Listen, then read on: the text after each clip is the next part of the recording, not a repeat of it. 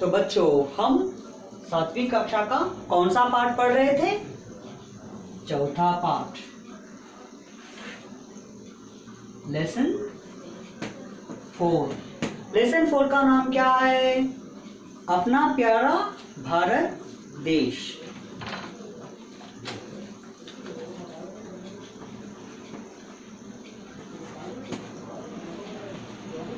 अपना प्यारा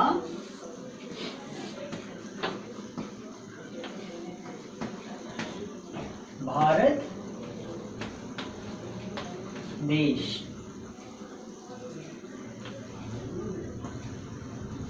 अपना प्यारा भारत देश। इस पाठ को मैं आपको पढ़ा रहा था।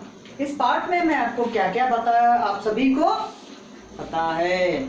तो हमारा देश भारत देश है। हमारा देश भारत देश है। ये विशाल एवं प्राचीन देश है।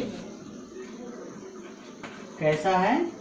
विशाल यानी बड़ा, प्राचीन, प्राचीन यानी बहुत पुराना है। कहा जाता है कि हमारा देश बहुत प्राचीन है। तो प्राचीन है और अनेक धर्म के लोग हैं, जाति के लोग हैं, संप्रदाय है, तौर तरीके, वेशभूषा अलग अलग है।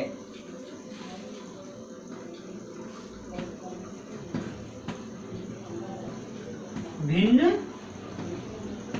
धर्म,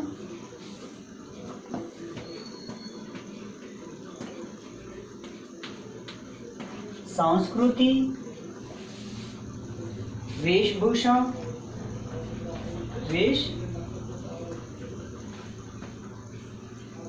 वेशभूषा और दूसरे। तो हमारे त्योहार अलग है, कई धर्म के लोग रहते हैं। ये बहुत प्राचीन देश है। हमारे देश को 1947 को आजादी मिली है, स्वतंत्रता मिली है। इससे पहले हमारे देश पर अंग्रेजों ने राज किया है। कई सालों तक हमारे देश के वासी अंग्रेजों से लड़ाई की है। तब जाकर हमें 1947 15 अगस्त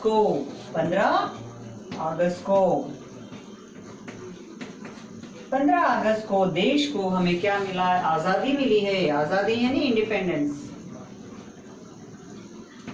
आजादी मिली है। तो इससे पहले हमारे देश के ऊपर अंग्रेजों ने राज किया था। तो अब पाठ में आएंगे। जग में सबसे न्यारा देश, जग में सबसे न्यारा देश यानी ब्यूटीफुल, बहुत अच्छा। अपना प्यारा भारत देश, कौन सा देश है? भारत देश है। हिंदू मुस्लिम सिख ईसाई की आंखों का तारा देश, हिंदू मुस्लिम सिख ईसाई की आंखों का तारा। आंखों का तारा यानी आंखों की रोशनी, रोशनी यानी क्या?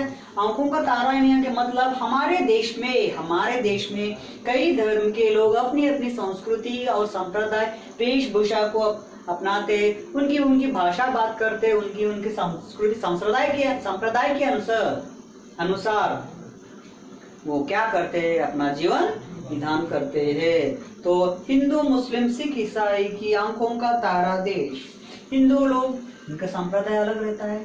मुस्लिम लोग, उनकी संप्रदाय अलग रहता है, उनके त्योहार अलग रहते हैं। सिख ईसाई, इन सभी के बारे में मैं आपको बताया था। तो हमारा भारत देश के बारे में अभी मैं आपको बताता हूँ कि दूसरा पद देखिए, ऊंचे शिखरों वाला देश। ऊंचे शिखर, शिखर यानी पहाड़, पर्वत। ऊंचे शिखरों वाला देश, चंचल नदियों वाला देश, सोना चांदी हीरे जैसी फसलों वाला प्यारा देश। ऊंचे शिखरे, शिखर यानी पर्वत, पहाड़, माउंटेन्स। तो हमारे पास हिमालय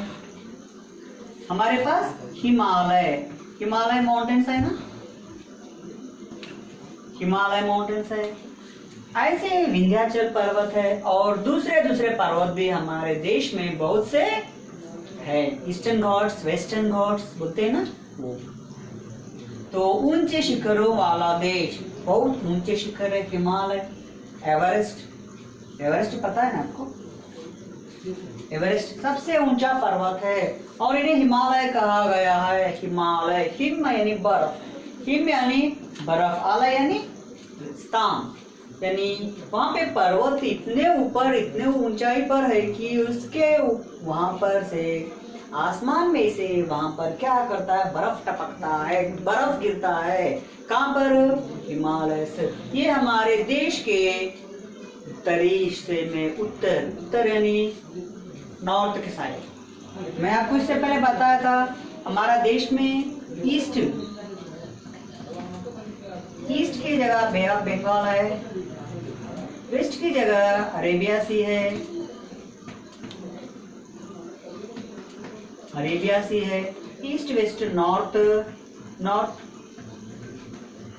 के पास हिमालय है,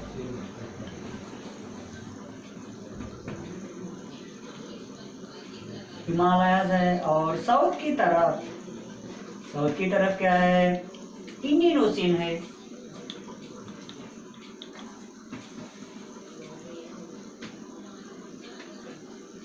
इंडियन ओशियन है।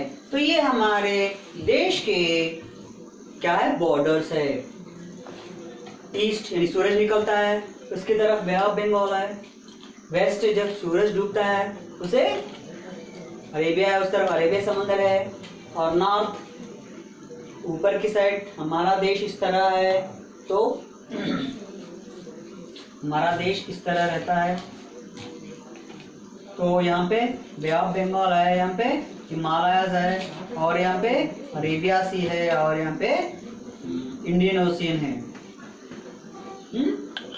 East west north south, east west north south. तो यहाँ पे हिमालयस है,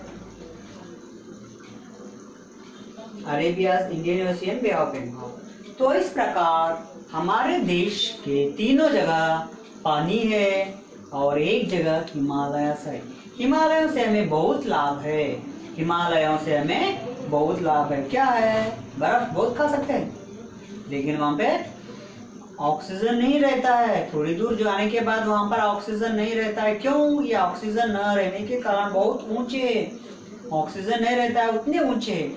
वहां पर ठंड बहुत रहती है, ठंड बहुत रहती है, और वहां पे हर पल क्या गिरते रहता है? बर्फ गिरते रहता है, आइस गिरते रहता है। इस कारण ही इसे हिमालय, हिम यानी आइस, बर्फ से ढके रहते, इसलिए इन्हें हिमालय कहा गया है।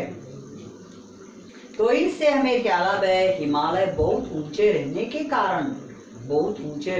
कारण वहां पे हर पल बर्फ आइस गिरने के कारण वहां से कई नदियां जैसे कि गंगा नदी वहां से बहती है, यानी बर्फ का पानी पिघलकर नदियों के तरह आता है। आजकल भी जितने भी हमारे जीवन नदी यानी हर साल भर पूरा पानी प्रवाहित रहता है, उसे जीवन नदियां बोलते हैं। कई जीवन नदियां वहां से निकलती है, वो नदियां बहती है, अब से नहीं, थोड़े युगों से, सम थाउजेंड्स ऑफ ईयर से वो बहती रहती है।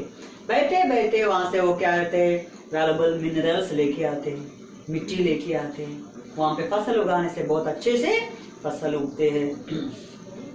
तो हिमालय के कारण दूसरी जगह से आने वाली ठंडी हवाएं हिमालय रोक देते हैं। तो ये है ऊंचे शिखरों वाला देश। आपको आइस होना है तो आप हिमालय जा सकते हैं। तो ऊंचे शिखरों वाला देश यानी मतलब केवल बड़े बड़े पहाड़ी नहीं, इस पहाड़ के कारण हिमालय में कई तरह के हमें क्या मिलती है?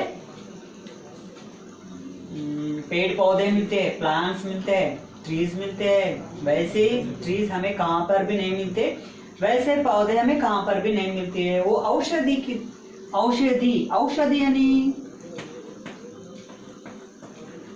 औषधि मेडिसिन की तरह काम आती है, तो यहाँ पे ऐसे औषधियां हैं कहकर कहता है कि संजीवनी। महाभारत में, रामायण में आप देखा होगा, जब लक्ष्मण जी मूर्छित हो जाते हैं तो जब हनुमान जी जाकर हिमालय से पर्वत उठाकर लाते हैं संजीवनी, वहां का रस डालने से वो फिर से जाग जाते। ऐसे बहुत सी औषधि के पौधे वहां पर है। तो अब हो गया दूसरा लाइन, चंचल नदियां। नदियां है चंचल, चंचल नदियां, नदियां यानी रिवर्स। चंचल नदियां, चंचल यानी एक जगह ठहर कर नहीं रहती है, वहां पर यहाँ पर वहां पर यहाँ पर घूमना है। नदियों का काम क्या है? हिमालय से निकलना, पूरी तरह देश में बह जाना और जाकर समुद्र में मिल जाना। तो चंचल नदियों वाला देश, चंचल नदियों वाला देश। नदियां, हमारे देश में बहुत से नदियां हैं, जैसा कि गंगा,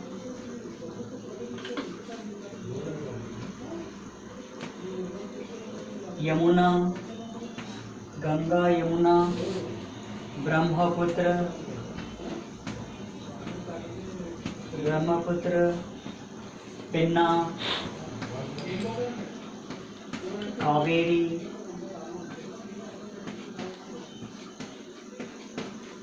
गोदावरी,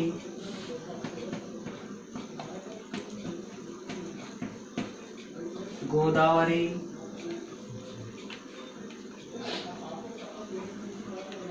और कृष्ण, कृष्ण, तुंगभद्रा,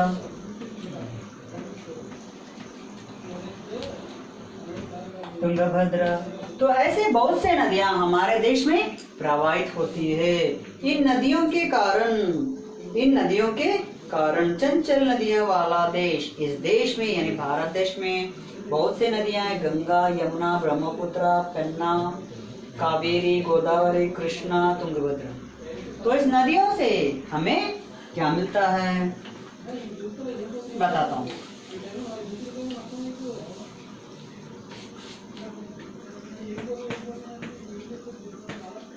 पीने का पानी, पीने का पानी मिलता है, खेती बाड़ी होती है, खेती बाड़ी यानी एग्रीकल्चर, और फैक्ट्रीज, कारखाने,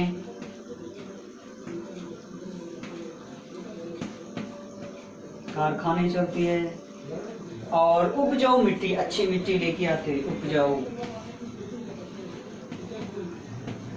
मिट्टी लेके आते हैं। तो देखिए, हमें पीने का पानी होना चाहिए। हम एक सांस, ऑक्सीजन न रहने से हम नहीं जी सकते, और पानी नहीं तो भी हम नहीं जी सकते। तो हमें पीने का पानी होना चाहिए, पीने का पानी होना चाहिए। तो नदियों से हमें पीने का पानी मिलता है, खेती बाड़ी, एग्रीकल्चरल होती है, कारखाने, फैक्ट्रीज चलती है, और उपजाऊ, वहां से जो मिनरल्स, मिट्टी, वो ये लेके आते हैं। वहाँ उस मिट्टी में, उस जगह पर फसल, क्रॉप्स उगाने से क्या होता है? अच्छी सी फसल पैदा होती है, अच्छी सी फसल पैदा होती है। तो ये है हमारे नदियों का। तो देखिए, पुष्करालय में कहीं हम तीर्थ यात्रा पर गए, गंगा नदी के पास गए, हरिद्वार गए, तो उसमें क्या करते हैं? 3 डुबकी लगाते हैं। क्यों? वो पवित्र माना जाता है। किस लिए पवित्र माना जाता है? कि उनका पानी बहुत शुद्ध रहता है, उनका पानी बहुत शुद्ध, प्योर रहता है, साफ रहता है। तो इस कारण नदियों में देवताएं बसते हैं बोलकर कहा जाता है, हमें वहां पे जाने से पुण्य मिलता है। तो ये है हमारे नदियों का महत्व। तो ऊंचे शिखरों वाला देश, चंचल नदियों वाला देश। ऊंचे शिखर, हिमालय, विंध्यास, और चंचल नदियों के कारण हमें सब कुछ मिल रहा है। और सोने, चांदी, हीरे जैसी फसलें, फसलें मीन्स क्रॉप्स, फसलें यानी क्रॉप्स, वो भी कैसे हैं? सोना, चांदी, सोना चांदी हीरे जैसी, हीरा।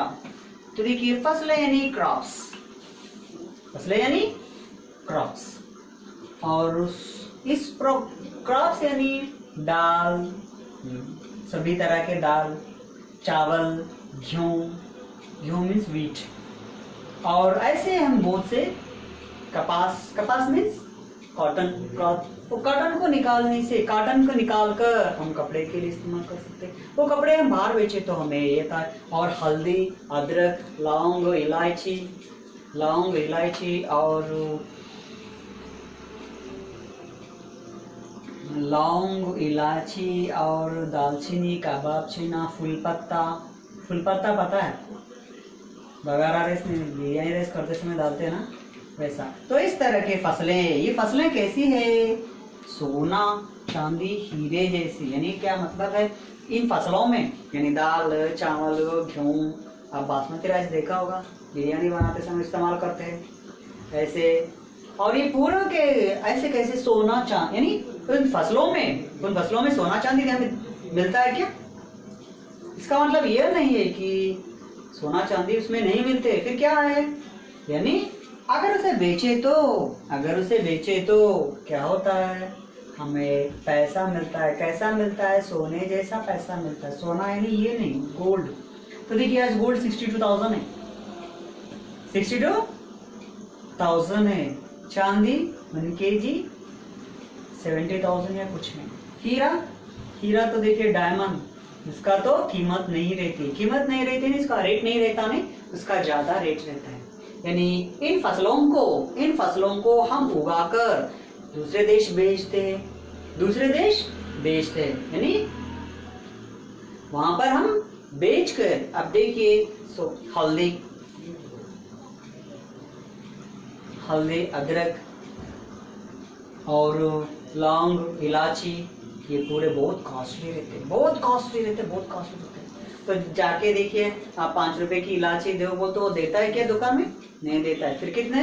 एटलीस्ट 10 रुपीज के लेना पड़ता है। 10 रुपीज के 2 ही देता है, 10 रुपीज के 2 ही देता है। फिर ऐसे फसल यहाँ पे उगते हैं। कहाँ पर उगते हैं? भारत देश में ऐसे फसल उगते हैं।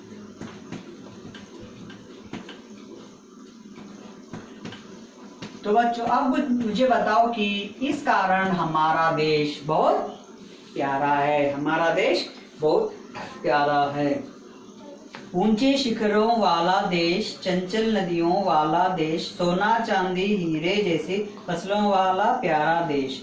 यानी यहाँ पर इस देश को सबका महत्व है। शिखरों का महत्व है, नदियों का महत्व है, फसलों का भी महत्व है। आप सभी को पता है कि फसल में से हम गेहूं लेंगे। गेहूं लेने से कारण क्या होता है? आपको तो पता है, अंग्रेज यानी हमारे देश से बाहर के देश, कई लोग फॉरेन कंट्री से, वो लोग क्या करते हैं? ब्रेड बटर जाम ये इस्तेमाल करते हैं। ब्रेड बटर जाम, और ब्रेड बटर जाम तैयार करने के लिए कई तरह की चीजें होना चाहिए। ब्रेड, व्हीट लेना चाहिए, आटा तो मैदा लेना चाहिए। तो फिर कहां से तैयार होता है? वो गेहूं से तैयार होता है, व्हीट से तैयार होता है। ये गेहूं बाहर बेचने पर, दूसरे देश को हम बेचने पर वो उसे पीस कर ब्रेड बनाते हैं, बटर जाम। तो इस तरह ये पूरे रहने के कारण हम हमारे फसलों को कह सकते हैं कि सोना चांदी हीरे जैसे। हमारे फसलें कैसे? सोना चांदी हीरे जैसी है। यानी फसलों को बेचने के कारण पूरे देश को अन्न मिल रहा है। अन्न यानी फूड मिल रहा है। पूरे देश को ही नहीं बल्कि हम दूसरे देशों को भी कुछ भेज सकते हैं।